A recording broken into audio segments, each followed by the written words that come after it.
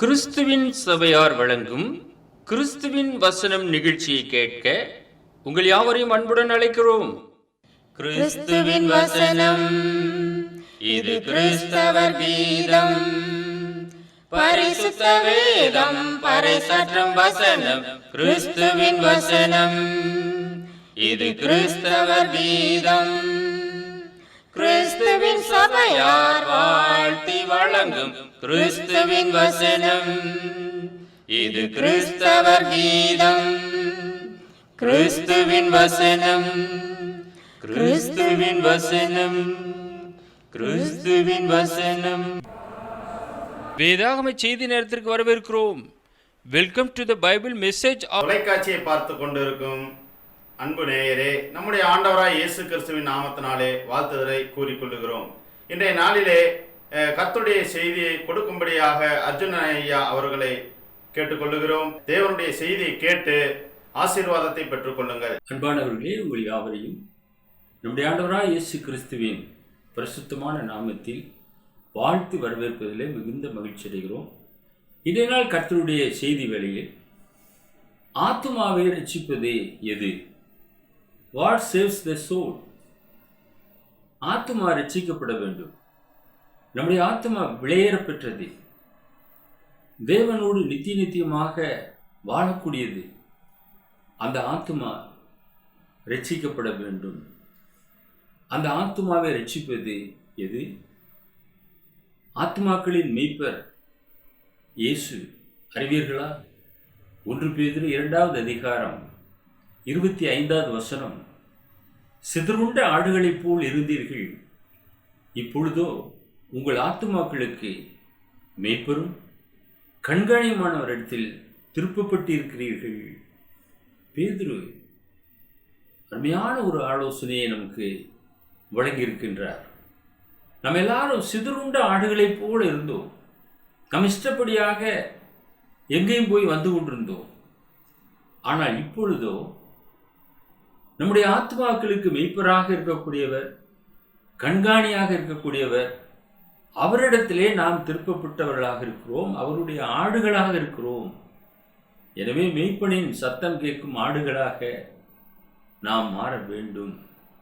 18வது அதிகாரம் 4வது வசனம், இதோ எல்லா ஆத்துமாக்களும் என்னுடையவைகள், தகப்பனின் ஆத்துமா எப்படியோ அப்படியே மகனின் ஆத்துமாவும் என்னுடையது. பாவம் செய்கிற ஆத்துமாவே சாகும், எல்லா ஆத்துமாவே என்னுடையது என்று சொல்லுகிறார். நாம் தேவனுக்கு சொந்தமானவர்கள். இன்றைக்கு உலகத்திலே பல மார்க்க பிரிவினைகளை பார்க்கிறோம். ஒவ்வொரு மார்க்கங்களிலுமே அவரவருக்கு சொந்தமான தெய்வங்களையும் தேவிகளையும் வைத்துக்கொண்டு வழிபட்டு கொண்டு வருகிறார்கள். ஆனால் பரிசுத்த வேதம் சொல்லுகிறது, ஒரே ஒரு மார்க்கம், ஜீவனுள்ள மார்க்கம், அதுதான் நிலையான மார்க்கம், நித்தியமான மார்க்கம். அந்த மார்க்கத்தின் தேவன் சொல்லுகிறார், இதோ எல்லா ஆத்துமாக்களும் என்னுடையவைகள். ஒருவேளை நீங்கள் அறியாமல் இருக்கலாம், உங்களுடைய ஆத்துமா அவருக்கு சொந்தமானது. உங்களுடைய ஆத்துமா அவரை போய் ஒரு நாளிலே சந்திக்கும். தகப்பனின் ஆத்துமா எப்படியோ மகனின் ஆத்துமாவும் அப்படியே. எனவே எல்லோருமே மனம் திரும்ப வேண்டும் என்று வேதம் எதிர்பார்க்கிறது. எந்த ஆத்துமா பாவம் செய்யுமோ அதுதான் சாகுமா. உடனே நாம் பாவத்திற்கு விலக வேண்டியவர்களாக இருக்கிறோம். தேவனையே நோக்கி என் ஆத்துமா அமர்ந்திருக்கிறது என்று சங்கீதக்காரன் சொல்கிறார். அவரால் என் ரட்சிப்பு வரும். தேவனையே நோக்கி அவர் அமர்ந்திருக்கிறார். எப்பொழுது ரட்சிப்பு வரும் என்று காத்திருக்கிறார், நம்பிக்கையாக இருக்கிறார். அவரால் என் ரட்சிப்பு வரும். அவரே ரட்சிக்கக்கூடியவர். மனுஷனை நம்புவது விருதா. நாசியிலே சுவாசம் உள்ள மனுஷனை நம்புவதை விட்டு விடுங்கள். அவன் எம்மாத்திரம்? வானத்தையும் பூமியும் உண்டாக்கின தேவனுடைய சமூகத்திலிருந்து எனக்கு ஒத்தாசை வரும் என்ற நம்பிக்கையோடு கூட இருங்கள். கர்த்தருடைய வேதம் ஆத்துமாவை உயிர்ப்பிக்கக்கூடியதாக இருக்கிறது. 19வது சங்கீதம் 7வது வசனத்திலே நாம் வாசிக்கிறோம், கர்த்தருடைய வேதம் குறைவற்றதும் ஆத்துமாவை உயிர்ப்பிக்கிறதுமாய் இருக்கிறது. The law of the Lord is perfect, converting the soul. கர்த்தருடைய சாட்சி சத்தியமும் பேதையை ஞானியாக்குறதுமாயிருக்கிறது. The testimony of the Lord is sure, making wise the simple. பேதைகளை ஞானிகளாக மாற்றுகிறது. கர்த்தருடைய வேதம் குறைவற்றது, ஆத்துமாவை உயிர்ப்பிக்கக்கூடியது. இன்றைக்கு எத்தனையோ மெடிசன் எடுக்கிறோம் சரீரத்தை காக்கும்படியாக. உங்களுடைய ஆத்துமா காக்கப்பட வேண்டும். அதற்கு ஒரு மெடிசன் கர்த்தருடைய வேதம். அந்த கர்த்தருடைய வேதத்திற்கு நீங்கள் செவி கொடுப்பீர்கள் என்றால் அந்த வேதம் உங்களுடைய ஆத்துமாவை காக்கும், அதை உயிர்ப்பிக்கும். அதற்கு நீங்கள் செவி கொடுப்பீர்களா? லூக்கா 23வது அதிகாரம் 43வது வசனம். இயேசுவோடு கூட சிலுவையிலே 2 கள்வர்கள் அறையப்பட்டார்கள். அதில் ஒருவனை நோக்கி, இன்றைக்கு நீ என்னுடனே கூட பரதீசிலே இருப்பாய் என்று சொன்னார்.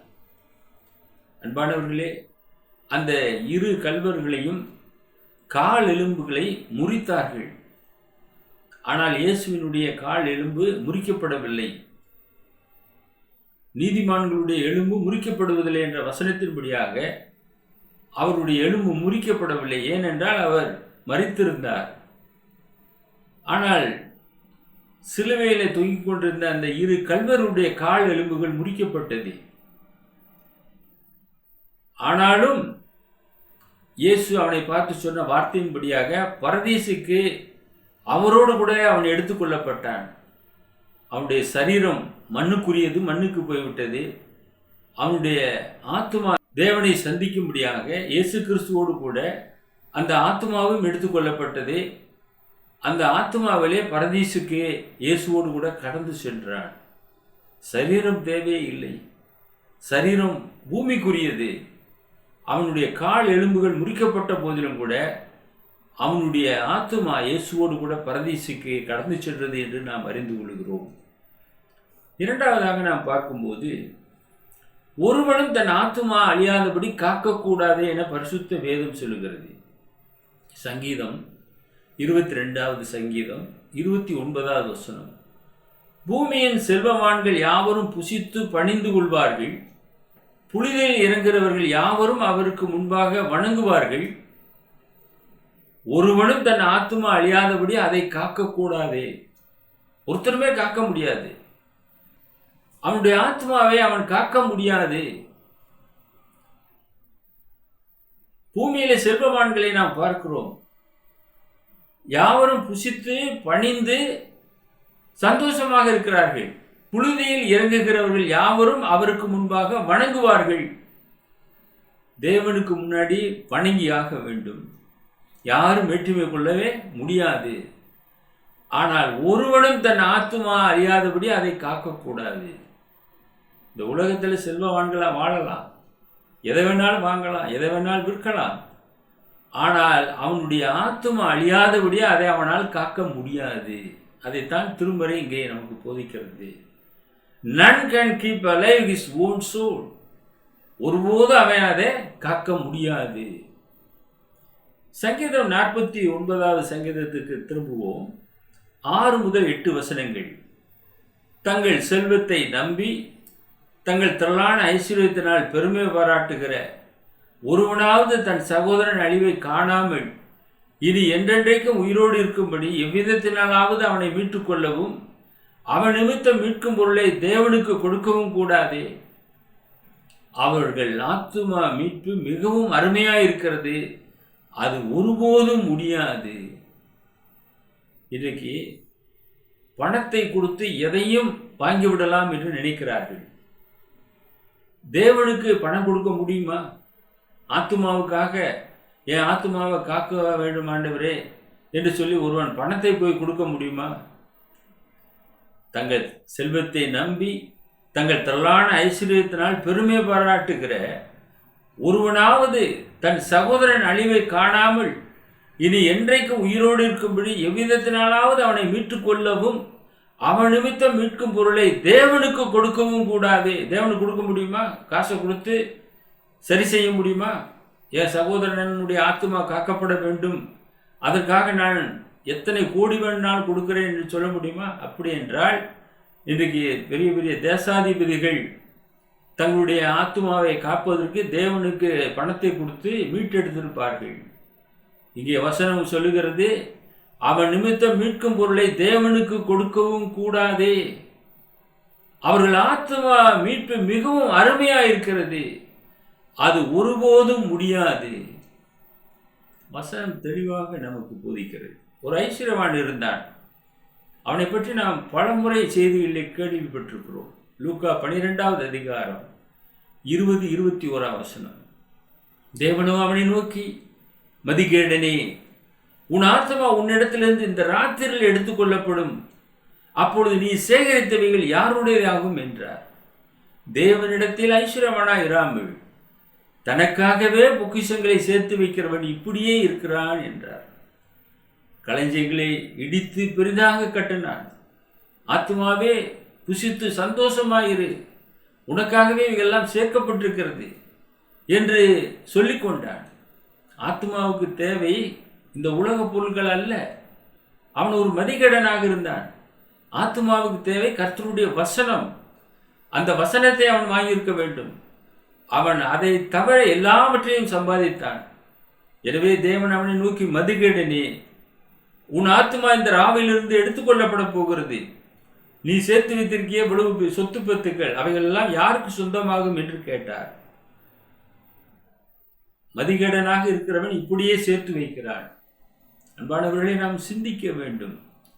நீதிமொழிகள் 15வது அதிகாரம் 32வது வசனத்திலே ஞானி சொல்லுகிறார், புத்திமதியை தள்ளிவிடுகிறவன் தன் ஆத்துமாவை வெறுக்கிறான், கடிந்து கொள்ளுதலை கேட்கிறவனோ ஞானம் அடைவான். இன்றைக்கு கடிந்து கொள்ளுதலை கேட்கக்கூடிய காது ஞானமுள்ள காது. அதை கேட்கிறவனோ ஞானம் அடைவான். ஆனால் புத்திமதியை அலட்சியம் செய்து தள்ளிவிடுகிறார்கள். அவர்கள் தங்களுடைய ஆத்துமாக்களை வெறுக்கக்கூடியவர்களாக இருக்கிறார்கள். சபையிலே அதிகமாக இது நடைபெறுகிறது. புத்திமதிகளை கேட்பதில்லை. புத்திமதியான வார்த்தைகளை பேசினால் தள்ளுண்டு போய்விடுகிறார்கள், காணாமல் போய்விடுகிறார்கள். கடிந்து விழுதலை அவர்களுடைய காதுகள் ஏற்க மறுக்கிறது. அன்பானவர்களே, உங்களுடைய நன்மைக்காக வேதவசனம் கடிந்து கொள்ளுகிறது. புத்திமதிகளை ஏற்றுக்கொள்ள வேண்டும். அப்பொழுது நீங்கள் ஞானத்திலே தேறுவீர்கள்.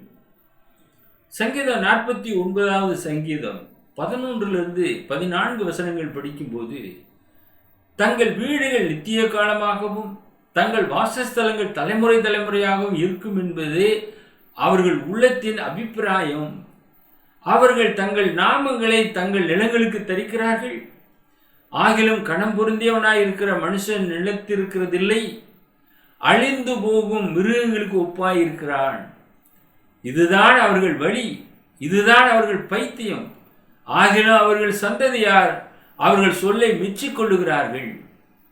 ஆட்டு மந்தையை போல பாதாளத்தில் கிடத்தப்படுகிறார்கள். மரணம் அவர்களை மேய்ந்து போடும். செம்மையானவர்கள் அதிகாலையில் அவர்களை ஆண்டு கொள்ளுவார்கள். அவர்கள் தங்கள் வாசஸ்தலத்தில் நிலைத்திருக்க கூடாதபடி அவர்களுடைய ரூபத்தை பாதாளம் அழிக்கும். அனுதினமும் நம்ம பார்க்கிறோம்.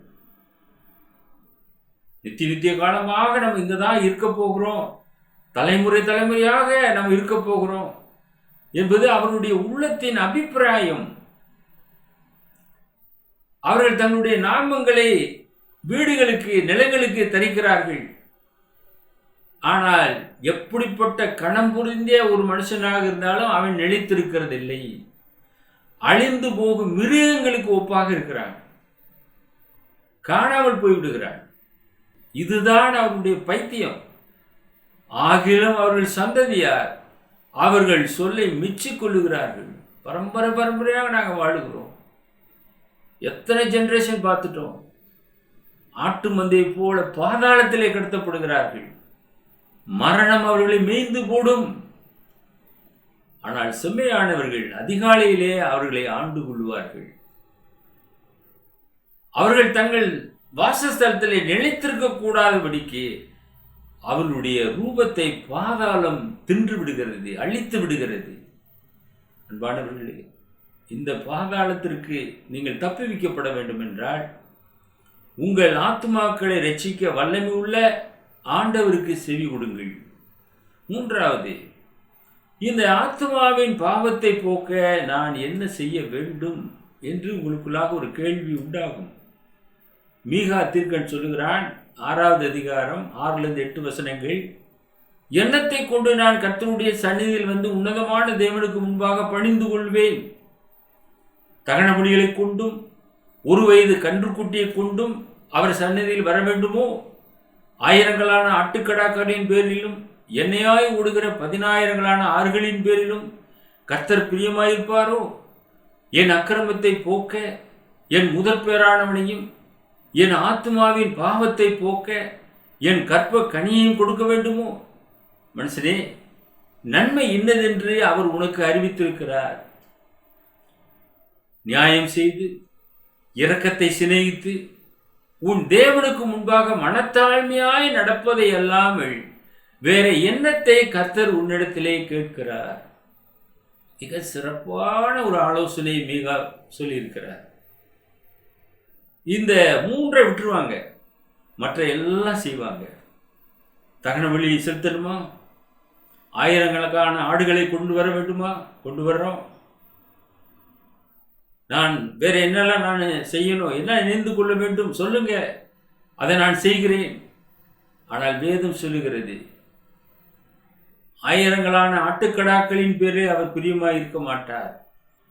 என்னையாய் ஓடுகிறதான 10,000 ஆறுகளின் பேரிலும் அவர் பிரியமாய் இருக்க மாட்டார். என்னதான் செய்ய வேண்டும்? என்னுடைய முதற் பேரானவனை நான் கொடுக்க வேண்டுமா? கொடுக்கிறேன். என்னுடைய கற்பத்தின் கனியை கொடுக்க வேண்டுமா? நான் கொடுக்கிறேன். நரபலியிடுகிறார்கள். ஆனால் தேவன் அதை கேட்கவில்லை. மனுஷனே, நன்மை இன்னதென்று அவர் உனக்கு அறிவித்திருக்கிறார். நியாயம் செய், இரக்கத்தை சிதை, தேவனுக்கு முன்பாக மனத்தாழ்மையாக நட. இதையெல்லாமல் வேற எண்ணத்தை கர்த்தர் உன்னிடத்தில் கேட்கிறார். இதைத்தான் அவர் கேட்கிறார். மனிதனுடைய கைகளிலிருந்து அவர் பணிவிடை கொடுக்கிற தேவனே அல்ல. வானத்தையும் பூமியும் உண்டாக்கின தேவன் நமக்கு தேவையான எல்லாவற்றையும் கொடுத்திருக்கிறார். தமக்கு ஏதாவது ஒரு தேவை என்பதை போல மனுஷர் கைகளினாலே அவர் பணிவிடை ஏற்றுக்கொள்கிற தேவனே அல்ல. அவருக்காக நீங்கள் எதையும் செய்ய முடியாது. வானம் எனக்கு சிங்காசனம், பூமி எனக்கு பாதப்படியுமாய் இருக்கிறது. எனக்காக எப்படிப்பட்ட ஒரு வாசஸ்தலத்தை நீங்கள் கட்டுவீர்கள் என்று சொல்லி கேட்கிறார். அவருக்காக நீங்கள் ஒரு கோயிலை கட்ட முடியாது. அவருக்காக நீங்கள் ஒரு பெரிய சர்ச் பில்டிங்கை கட்ட முடியாது. அவருக்காக நீங்கள் எந்த ஒரு பெரிய ஒரு காரியத்தை செய்ய முடியாது. அவ்வளவு பெரியவர் நம் தேவனாகிய கர்த்தர். எனவே அவர் கேட்டுக்கொள்கிற காரியம், நியாயம் செய்யுங்க, இரக்கத்தை செய்யுங்க, அவருக்கு முன்பாக மனத்தாழ்மையாக நடங்க. லூக்கா 21வது அதிகாரம் 19வது வசனம் நம் ஆண்டவர் சொல்லுகிறார், உங்கள் பொறுமையினால் உங்கள் ஆத்துமாக்களை காத்துக்கொள்ளுங்கள். Jesus said, in your patience you possess your souls. உங்களுடைய பொறுமையினால தான் உங்களுடைய ஆத்துமாக்கள் காக்கப்படும். பொறுமையாக இருக்க கற்றுக்கொள்ள வேண்டும். நம் ஆண்டவராய் இயேசு கிறிஸ்து 33 வருடங்கள் பொறுமையாக இருந்து மனுஷனை மீட்கும்படியாக சிலுவையிலே தியாக பலியாக தம்மை ஒப்பு கொடுத்தார். மிக பொறுமையாக இருந்தார். பிசாசு அவரை சோதித்தான், வெற்றி கொண்டார் சோதனையிலே. நமக்கு அதைத்தான் சொல்லுகிறார், சோதனைகளை சகிக்கிற மனுஷன் பாக்கியவான். சோதனைகள் வரும், அதை நாம் வெற்றி கொள்ள வேண்டும். யோபின் பொறுமையை குறித்து கேள்விப்பட்டிருக்கிறீர்கள், அதனுடைய முடிவை நீங்கள் அறிந்திருக்கிறீர்கள். இரட்டிப்பான ஆசீர்வாதத்தை பெற்றுக்கொண்டார். அதே போல நீங்களும் நானும் இந்த பூமியிலே உள்ளளவும் பொறுமையாக இருக்க கற்றுக்கொள்ள வேண்டும். பொறுமையினால் உங்கள் ஆத்துமாக்களை காத்துக்கொள்ளுங்கள் என்று நம் ஆண்டவர் சொல்லியிருக்கிறார். பொறுமையினால் தான் நம்முடைய ஆத்துமா காக்கப்படும். மற்ற எந்த விதத்திலும் அதை நாம் காக்க முடியாது. 1 தெசலோனிக்கர் 5வது அதிகாரம் 23வது வசனம் என்ன சொல்லுகிறது? சமாதானத்தின் தேவன் தாமே உங்களை முற்றிலும் பரிசுத்தமாக்குவாராக. உங்கள் ஆவி, ஆத்துமா, சரீரம் முழுவதும் நம்முடைய கர்த்தராகிய இயேசு கிறிஸ்து வரும்போது குற்றமற்றதாக இருக்கும்படி காக்கப்படுவதாக. இன்றைக்கு சரீரத்தில் தவறு செஞ்சாதான் தவறு என்று நினைக்கிறார்கள். இருதயத்திலே எண்ணினா கூட தவறு தான். இருதயத்திலே நினைச்சா கூட தவறு தான். எனவே ஆவி, ஆத்துமா, சரீரம், இந்த மூன்றிலே நாம் வாழ்ந்து கொண்டிருக்கிறோம். இந்த மூன்றுமே குற்றமற்றதாக இருக்கும்படி காக்கப்பட வேண்டும். சமாதானத்தின் தேவன் நம்மை முற்றிலுமாக பரிசுத்தமாக்குவார். ஆனால் நாம் இவைகளை பாதுகாப்பாக வைத்திருக்க வேண்டியது அவசியம். நாம் தேவனோடு நெருங்கி இருக்க வேண்டும். கர்த்தருடைய வசனத்தோடு நாம் இணைந்தவர்களாக இருக்க வேண்டும். அப்போதான் நம்மை இந்த வசனம் சுற்றிலுமாக வேலியடைத்து பாதுகாக்கும். யாக்கோபு 1 அதிகாரம் 21 வசனம், ஆகையால் நீங்கள் எல்லாவித அழுக்கையும் கொடிய துர்க்குணத்தையும் ஒழித்துவிட்டு உங்கள் உள்ளத்தில் நாட்டப்பட்டதாயும் உங்கள் ஆத்துமாக்களை ரட்சிக்க வல்லமை உள்ளதாயும் இருக்கிற வசனத்தை சாந்தமாய் ஏற்றுக்கொள்ளுங்கள். அதை அன்போடு கூட நீங்கள் ஏற்றுக்கொள்ள வேண்டும். அப்படியா என்று கீழ்ப்படிதலோடு கூட ஏற்றுக்கொள்ள வேண்டும். யோபு தேவ சமூகத்திலே எதிர்த்து பேசாமல் வாயை பொத்திக் கொண்டு தேவன் சொல்வதை கேட்டான். எல்லா ஆசீர்வாதங்களையும் இழந்தவன். எனவே பயந்து நடுங்கி போய் தன் வாயை பொத்திக் கொண்டு கர்த்தர் பேசும்போது மௌனமாக இருந்தான். அதே போல நீங்கள் உங்களுடைய ஆத்துமாக்களை ரட்சிக்க வல்லமை உள்ளதாக இருக்கிற வசனத்தை சாந்தமாக ஏற்றுக்கொள்ளுங்கள். எல்லா விதமான துர்க்குணத்தை ஒழிக்க வேண்டும்.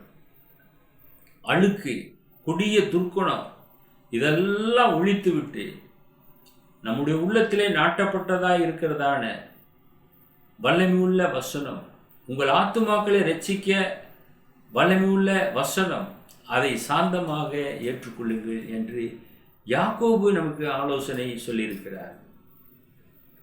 நீதிமொழிகள் 16 அதிகாரம் 24 வசனம் மற்றும் 25 வசனத்தை நாம் பார்க்கும்போது, இனிய சொற்கள் தேன்கூடு போல் ஆத்துமாவுக்கு மதுரமும் எலும்புகளுக்கு ஔஷதமும் ஆகும். மனுஷனுக்கு செமையாய் தோன்றுகிற வழி உண்டு, அதன் முடிவோ மரண வழிகள். உங்களுக்கு சரியாக தோன்றலாம் அந்த வழி, ஆனால் அந்த வழி மரண வழியாக இருக்கிறது. எனவே சிந்தியுங்கள். இனிய சொற்கள் தேன்கூடு போல ஆத்துமாவுக்கு மதுரமாக இருக்கிறது. கர்த்தருடைய வசனம் இனிய சொற்களாக இருக்கிறது. புடமிடப்பட்ட தங்கத்தை போன்ற வார்த்தைகளாக இருக்கிறது. நம்முடைய எலும்புகளுக்கு ஔஷதமாக இருக்கிறது. அவைகளை ஏற்றுக்கொள்ளுங்கள். அவைகள் உங்களுடைய ஆத்துமாக்களுக்கு ஆறுதலை கொண்டு வரும், இரட்சிப்புக்கு நேரே வழி நடத்தும். அதை விட்டுவிட்டு உங்களுக்கு செம்மையாய் தோன்றுகிற ஒரு வழி இருக்கிறது என்று நீங்கள் போவீர்கள் என்றால் அது மரண வழிகளுக்கு நேராக உங்களை வழிநடத்தும். எபிரேயர் ஆசிரியர் சொல்லுகிறார் 10 அதிகாரம் 38-39 வசனங்கள், விசுவாசத்தினாலே நீதிமான் பிழைப்பான், பின்வாங்கி போவானானால் அவன் மேல் என் ஆத்துமா பிரியமாய் இராது என்கிறார். ஒரு மனுஷன் விசுவாசத்தினால தான் பிழைக்க முடியும். அவன் ஒருவேளை பின்வாங்கி போவான் என்றால் அவன் மீது என் ஆத்துமா பிரியமாக இராது. இன்னைக்கு அநேகர் பின்வாங்கி போகிறார்கள். ஏசா பின்வாங்கி போனான், பின்பதாக ஆசீர்வாதத்தை தேடினான், அவனுக்கு அது கிடையாமல் போனது. இன்றைக்கு அநேகர் பின்வாங்கி போகிறார்கள். தண்ணீரற்ற மேகங்களைப் போல இருக்கிறார்கள். 2 தரம் செத்து வேறற்று போன மரங்களைப் போல இருக்கிறார்கள். கடல் அலைகளைப் போல நுரைதள்ளி கொண்டிருக்கிறார்கள். ஆனால் விசுவாசத்துல தான் ஒரு நீதிமான் பிழைப்பான். விசுவாசத்துல வராத எல்லாமே பாவம்தான். விசுவாசத்தினால்தான் ராஜ்யங்களை ஜெயித்தார்கள். எனவே ஆபிரகாமின் விசுவாசத்துக்கு நேராக நம்மை வேதம் வழிநடத்துகிறது. ஒருவேளை அவன் பின்வாங்கி போவான் என்றால் அவன் மேல் என் ஆத்துமா பிரியமா இராது என்கிறார் தேவன். நாமும் கெட்டு போக பின்வாங்குகிறவர்களாய் இராமல் நம்முடைய ஆத்துமா ஈடேற விசுவாசிக்கிறவர்களாக இருக்கிறோம். ஆத்துமா ஈடேற வேண்டும் என்றால் நாம் விசுவாசிக்க வேண்டும். யாக்கோபு 5:20 வாசிக்கிறோம், தப்பி போன மார்க்கத்தினின்று பாவியை திருப்புகிறவன் ஒரு ஆத்துமாவை மரணத்தின்று ரட்சித்து திரளான பாவங்களை மூடுவான் என்று அறிய கடவன். நீ விசுவாசி, உன் குடும்பம் ரட்சிக்கப்படும் என்று வேதம் சொல்கிறது. நீ விசுவாசிக்கும் போது உன்னுடைய குடும்பம் உன்னை பார்க்கிறது, உன்னுடைய ஜீவியத்தை பார்க்கிறது. அவர்களும் நிச்சயமாக மனம் திரும்புவதற்கான ஒரு வாய்ப்பு உண்டாகும். நான் மற்றவர்களை பார்க்கும் போதெல்லாம் கிறிஸ்துவை நம் வழியாக அவர்கள் பார்க்க வேண்டும். அப்படி பார்க்கும்போது தப்பிப்போன மார்க்கத்திலிருந்து அவர்கள் திருப்பப்படுவார்கள். தப்பிப்போன மார்க்கத்திலிருந்து ஒரு மனுஷனை நாம் திருப்புவோம் என்றால் மரணத்தின்று ரட்சிக்கிறோம். திரளான பாவங்கள் மூடப்படுகிறது என்பதை நாம் அறிய வேண்டும். கடைசியாக எபிரேய ஆசான் 13வது அதிகாரம் 17ஆம் வசனத்திலே வாசிக்கும் போது, உங்களை நடத்துகிறவர்கள் ஊழியக்காரர்களாக இருக்கட்டும், போதகர்களாக இருக்கட்டும், வேதாகம ஆசிரியர்களாக இருக்கட்டும், உங்கள் ஆத்துமாக்களுக்காக உத்தரவாதம் பண்ணுகிறவர்களாய் விழித்திருக்கிறபடியால் அவர்கள் துக்கத்தோடே அல்ல சந்தோஷத்தோடே அதை செய்யும்படி அவர்களுக்கு கீழ்ப்படிந்து அடங்குங்கள். அவர்கள் துக்கத்தோடே அப்படி செய்தால் அது உங்களுக்கு பிரயோஜனமாக இருக்க மாட்டாதே. அவர்கள் சந்தோஷத்தோட இந்த ஊழியத்தை செய்ய வேண்டும் என்றால் நீங்கள் அவர்களுக்கு அடங்க வேண்டும், அவருடைய வார்த்தைகளுக்கு கீழ்ப்படிய வேண்டும். இன்னும் ஒரு முறை சொல்லுங்கள் என்று சொல்லி கேட்டு அமர்ந்திருக்க வேண்டும். அப்படி இருப்பீர்கள் என்றால் உங்களுடைய ஆத்மா ரட்சிப்பை நோக்கி வெற்றி நடை போடும். உங்களுடைய ஆத்மாக்களுக்காக உத்தரவாதம் செய்யக்கூடியவர்கள் உங்களை நடத்தக்கூடிய போதகர்கள், சுவிசேஷகர்கள், கர்த்தருடைய ஊழியத்தை செய்யக்கூடிய உன்னதமான சகோதரர்கள். அவருடைய வார்த்தைக்கு கீழ்ப்படிந்து அதை ஏற்றுக்கொள்ளுங்கள். அப்பொழுது உங்களுடைய ஆத்மா ரட்சிப்பை நோக்கி கடந்து செல்லும். இந்த நாளில் ஆத்மாவை ரட்சிப்பது எது? நம்முடைய ஆத்மாக்களுக்கு மேய்ப்பர் ஆண்டவராக இயேசு கிறிஸ்து.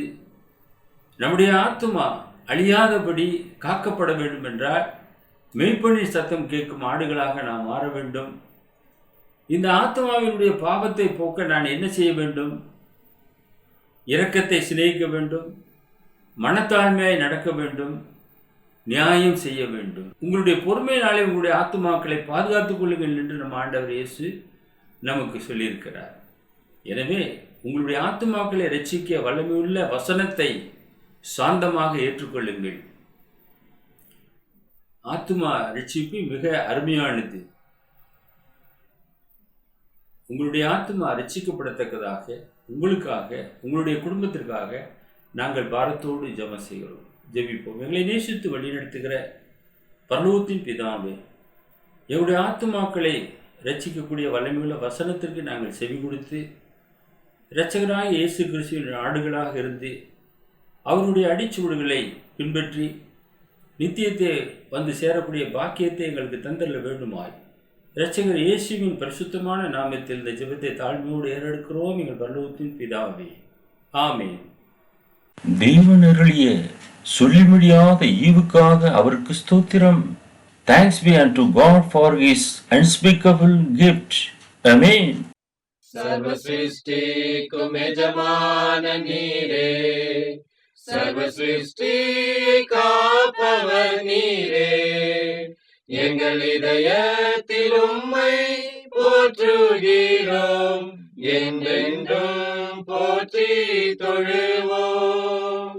सर्व सृष्टि को मेजमान नीरे, सर्व सृष्टि का पवर नीरे, எங்கள் இதயத்தில் உம்மை போற்றுகிறோம், என்றென்றும் போற்றி தொழுவோம். அல்லேலூயா.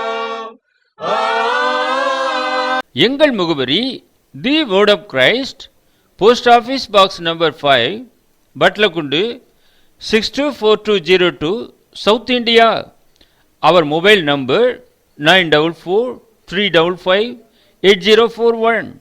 Another number 6379350509. Email address urgenandglory@gmail.com. View our The Word of Christ program on YouTube channel. May God bless you all.